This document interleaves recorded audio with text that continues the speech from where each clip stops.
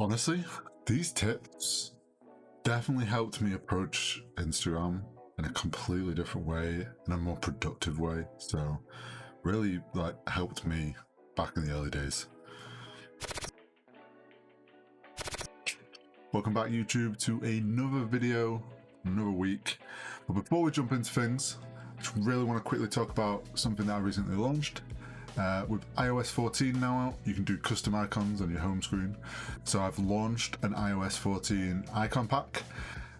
90 plus icons, 3 different colorways, wallpapers, lifetime access, super clean, minimalist look to it. Go check it out, link is in the description. I appreciate you. Anyway, into the video. So today's video is 5 tips that I found very helpful for building an Instagram, approaching Instagram in a more like a business focus, I guess you could say, more of a professional focus rather than just social media. So let's jump into things. Tip number 1, visual consistency. Now, a big thing I personally think for like an Instagram that is professional or you can grow quite easily is it needs to look professional. So going onto someone's Instagram page and just seeing like a selfie here, food picture, some photos of their mates, like photos on phones, then the odd actual proper photography picture here and there, and it's all just like a mismatch, does not scream professional Instagram account. Doesn't make me want to follow them for their photography because it looks like just a personal account and I'm not interested in that. So for me, visual consistency is like a big thing.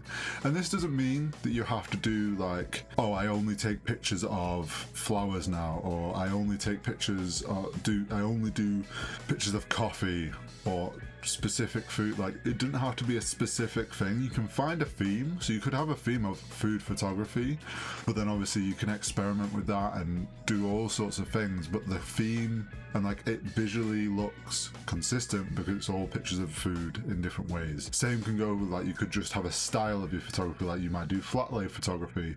So if all your pictures are a flat lay photography style, it doesn't matter what's in them, the visual consistency is there. Like, you look across their grid and it all feels like it's all one cohesive like project. For me, what I like to do is I base it on my color palette, so less on subject or technique.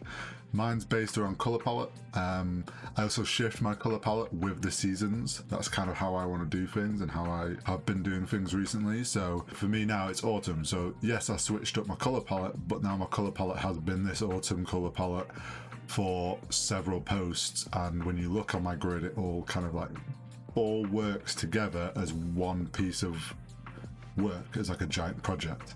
So that's kind of like my first tip. Tip number 2, organize and plan. Now, I'm not very good at this. I'm not someone who plans super far ahead. That might be a downfall of my own. I kind of take each day as it comes. I plan what I need to plan. I organize as far ahead as I need to organize.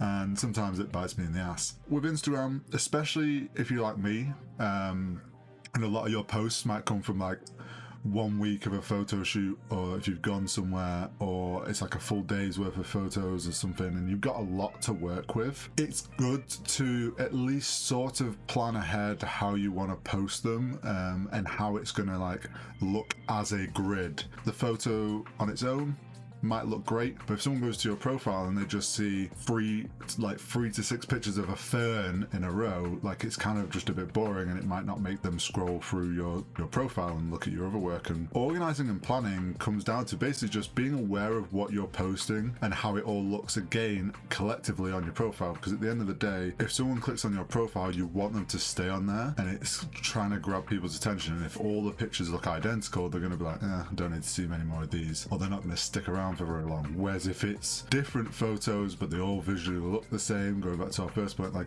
they're going to sit there and they might scroll for a while looking through all your old work. I'm not the greatest at it, but I try. Even if it's just like when I come to post, I'm looking at what photos I have ready to post and planning kind of, okay, I could do that one today, maybe do that tomorrow, and just planning like that way. That's kind of how I do it. Number 3, consistency. Now, I've been very consistent on and off. My consistency on Instagram especially kind of coincides with how motivated or inspired I am to be doing photography. I've gone through some dry spells where I have no interest in picking up my camera, just not inspired to, so to speak, or have the motivation to. But when I am, and I have lots of photos to work with, consistency is really important to kind of build up an Instagram. And now you don't have to be super strict with your consistency. Just got to think of it as like, people are creatures of habits. If they get into a routine of seeing your post at a set time, if they don't see it on your feed at that time, then they might go and look for that post, because Instagram's algorithm, as we all know, is not the greatest and can kind of screw you over sometimes, and people don't see your posts.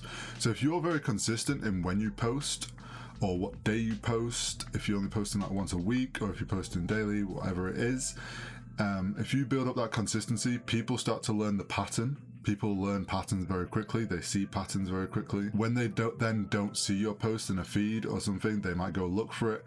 And it helps. It really does help. And I've seen it help in the past. And obviously when I've run out of photos and they're not posted, like, it's just stuff just kind of stops and no growth happens. So growth definitely coincides with consistency, and lots of people tell you this, and it's in, I don't know how many Instagram tip videos, but it is a big important factor. Tip number 4, post times.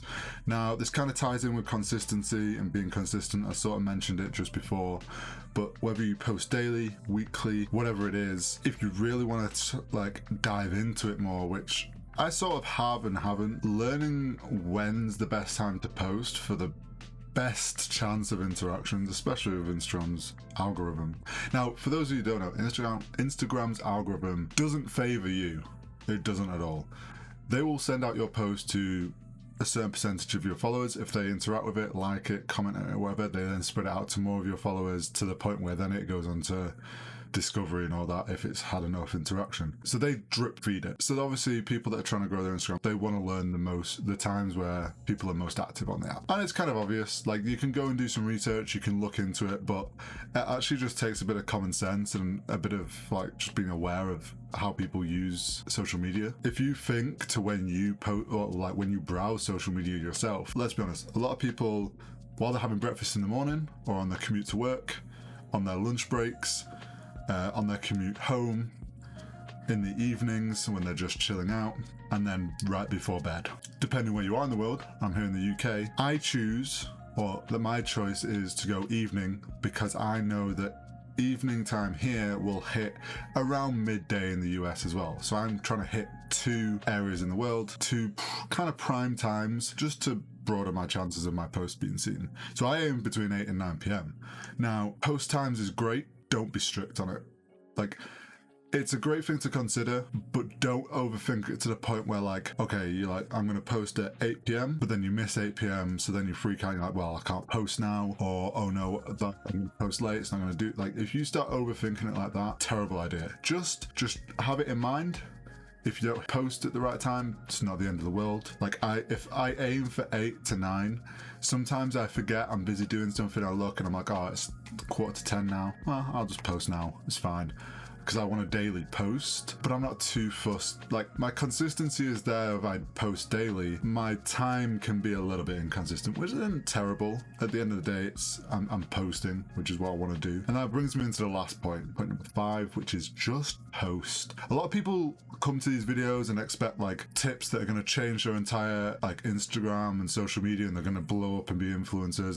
And honestly, if you're a photographer or anybody on social media and you're doing it for the sole reason of becoming an influencer, just stop. Because there's going to come a point where either you don't make it and you give up, or you're pushing it so hard that you lose enjoyment and you just stop. You should be posting on social media or trying to grow social media because you are more bothered about sharing what you are creating over building an audience. So for me, my photography, I love doing my photography. I love sharing it and just posting it because I think some of my photos are great and I want to share them with people because I love seeing other people's photos. So I just post. I don't always pay attention to what time of day it is. I don't always consider, like, I try to organize. I'm not always the most organized with how I post. Like, I'm not perfect at Instagram. I haven't got some huge account. Like, I have a few hundred followers. but it's growing slowly, and I know that from doing these sort of things it's helping. But at the end of the day, it all comes down to just I'm posting regularly, I'm posting what I think is good work. So hopefully these 5 tips, super simple, super quick, but hopefully these have been really helpful for you. I know they've helped me a lot, especially going from like no following to kind of like a small following. But yeah, I will catch you guys in the next video. Peace. And I think if you're overthinking it and doing it for the wrong reasons, you're just gonna not enjoy it, and you're gonna get too stuck up on the numbers, you're gonna get too stuck up on, and it's not good for mental health. And a lot of the big creators out there that have done similar videos like this will always tell you, don't focus on the numbers, just post, just get on with it. And it's kind of the simplest thing. Like sometimes doing things the simplest way and not overthinking it and not worrying about the minor details is often the most enjoyable and best way to do it.